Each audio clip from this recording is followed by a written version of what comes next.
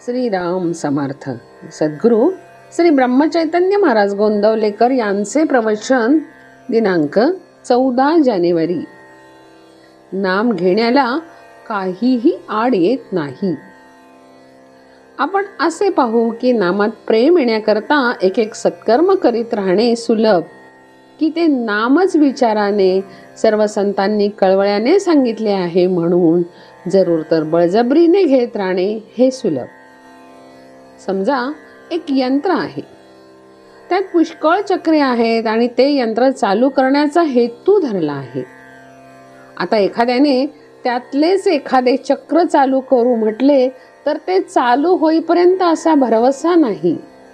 पण त्या सर्व चक्रांचा संबंध असणारी कळ आपण दाबली तर मात्र बिनतक्रार आणि अत्यंत अल्प प्रयासाने ते यंत्र सहज चालू करता येईल.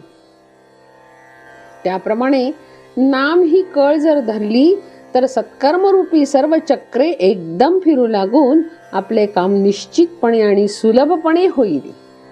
म्हणून हमखास आणि सहज रीतीने काम व्हावे अशी ज्याची इच्छा असेल त्याने कशाही रीतीने का होईना नाम घ्यायला लागावे. नाम घ्यायचे एकदा पक्के ठरविले म्हणजे काहीही आड येत नाही.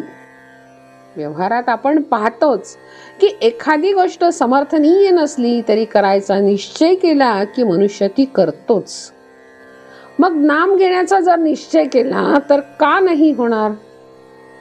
काहीही केले तरी शेवटी नामाशिवाय गत्यंतर नाही. तर मग ते घेण्यात विलंब किंवा चालढकल करण्यात काय अर्थ आहे? म्हणून कोणत्याही तऱ्हेच्या शंका कुशंका न घेता कशाही तऱ्हेने पण नाम घेत राहावे हे उत्तम. म्हणजे विनाकारण काळ फुकट घालविला अशी पश्चात्तापाची वेळ येणार नाही. जग हे अनेक मोहक वस्तूंनी भरले आहे. त्या वस्तू आपण पाहिल्या किंवा नुसत्या ऐकल्या तरी हव्याशा वाटतात आणि त्या मिळविण्याचा आपण प्रयत्न करतो. म्हणून देवाजवळ आपण अशी प्रार्थना करावी की देवा, मोहक वस्तू मला दाखवूच नकोस, कारण माझी इच्छा तिकडे जाईल आणि मी फसेन. देवा, माझे ज्यात खरे हित आहे तेच मला दिसो, तेच मी ऐको, त्याचेच मला स्मरण होवो आणि त्याचीच मला गोडी लागो. प्रल्हाद, द्रौपदी यासारख्या भक्तांनी देवाजवळ काय मागितले तेच आपण मागावे आणि त्यांनी निष्ठा ठेवली तशीच आपणही ठेवावी. त्यांच्या ठिकाणी जसे वैराग्य होते तसे आपल्या ठिकाणी आणण्याचा प्रयत्न करावा. प्रयत्न करीत असताना प्रथम चुका होतील, पण त्या झाल्या तर पश्चाताप व्हावा. देवा, मी फार दोषी अपराधी आहे, मला क्षमा कर आणि तुझ्या कृपेला पात्र कर.